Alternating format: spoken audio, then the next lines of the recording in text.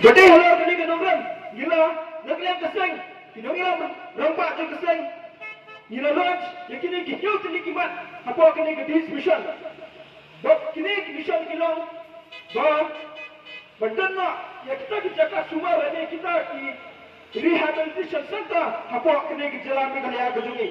kapan kabar kalau berjindan ya kita di detoxification center. USD Center, bagi DK Center, di Sumar Kerpang, yang di Brio di Belangak Hudra. Nanti kapan tu balai, di Radawan dan Kesukar, bagaimana kita di Yingka Sumi di Kerpang, dan ini kita special kuat.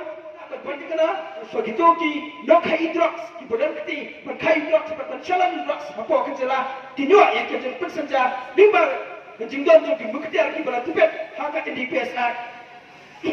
Bila dawaro nak Kesukar. Kemari ini nak kepuas kam tamu pre hampai yang pun nombak sulong dan syan mili ya kawai ke dok kai drugs nak dai na po jalu para kabala syakam na bubur sin rai kalau la jamin no perkani kalau pen artatin kam tame ya kiriu pai ba bukan ya tak jing sanya ha ka jing terkam jogi kendan bodai lor kani kanoram krang bangin pitikna begitu ki brio ki barajan keti dan itu ki brio ki mga syakam arai sin hakam kai drugs dan kita ki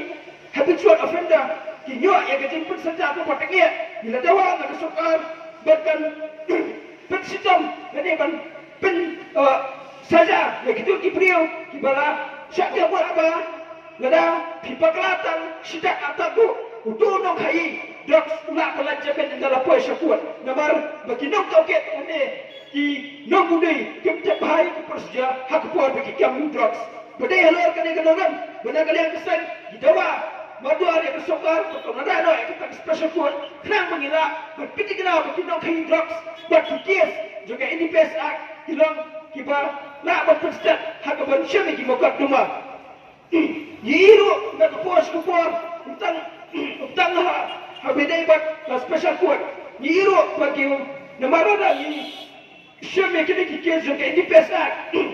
Haduk pertamanya tunggal kenono ke special court. Lagi kes juga bukan kecom kini ki NDPS Act kini ki kes.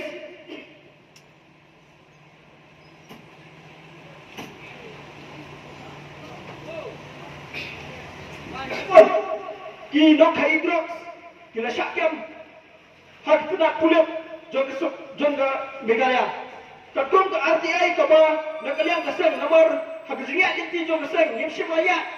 Tang benda ekta operation persyak kita kai drugs bagi kisama belengok drugs dan kalian juga cuci sengkebe dan di company halur kena ke isu drugs ila padu ya ke RTI dan kata right information nak home department mentau siap berhadap ke RTI itu bak seng kalau ada penyo nak home department mencuba nak sukar kalau ba kita kai drugs apa kejelah ya kaba ketenat pulit kalau jam hadong ta kalau sanspa khasawat hendai ka bosmusi kalau benda pernah gini ki sanspa khasawat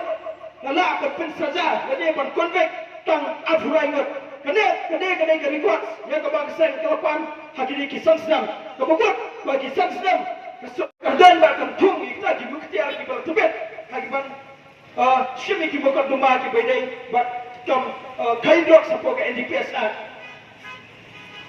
Kapan kepesan ya kabar kesan kalau syam halor akan ni kabar juga dismission kalau ban